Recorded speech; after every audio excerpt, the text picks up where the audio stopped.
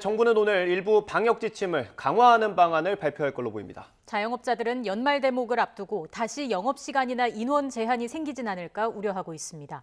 홍대 거리에 취재기자 나가 있습니다. 박기환 기자. 네, 서울 홍대 거리에 나와 있습니다. 네, 현장 분위기 어떻습니까? 네, 아직 이곳은 썰렁한 모습인데요. 다만 지난달 단계적 일상 회복 이전보다는 크게 활기를 되찾은 모습입니다.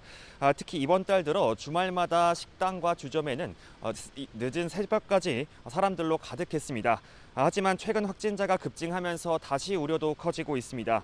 특히 지난주 하루 4천 명이 넘는 확진자가 나왔고 무엇보다 방역당국이 지표로 삼았던 위중증 환자 수가 한 달 만에 2배 가까이 크게 늘었는데요. 여기에 병상 부족 사태까지 불거지면서 사적 모임 인원 제한이나 영업시간 제한 등 거리 두기를 다시 되돌려야 한다는 지적이 나왔습니다. 방역당국도 정부 부처 간 논의를 거쳐 대통령이 주재하는 특별 방역점검회의에서 최종안을 결정할 방침인데요. 특히 방역패스의 유효기간을 정하고 18세 미만 청소년까지 확대하는 방안도 검토 중인 것으로 알려졌습니다. 어떤 방향이 됐든 방역 지침이 강화될 것으로 보여서 연말 대목을 앞둔 상인들의 우려도 커지고 있습니다. 네, 수도권의 집단 감염 상황은 좀 어떻습니까? 네, 일단 백신 효과가 떨어진 고령층과 미접종자가 많은 학교와 유치원 등에 특히 감염자가 몰리고 있습니다. 먼저 서울 중랑구의 한 유치원에서는 지난 25일 첫 확진자가 나온 뒤 사흘 만에 27명이 추가 감염됐습니다.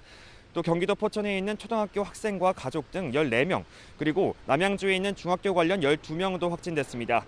광주 광산구에 있는 중학교에서는 어제까지 모두 63명이 누적 확진됐고 대구 동구의 유치원에서도 31명이 양성 판정을 받았습니다. 이렇듯 유치원과 학교 중심 확진자가 늘면서 전체 확진자의 16%가 18세 이하인 것으로 집계됐습니다. 또 60살 이상 어르신은 22%를 차지했습니다. 이 밖에 충남 천안시교의 관련 확진자가 388명으로 더 늘었고요. 인천 남동구와 대구 북구 등 요양병원과 시설에서 확진자가 또 잇따랐습니다.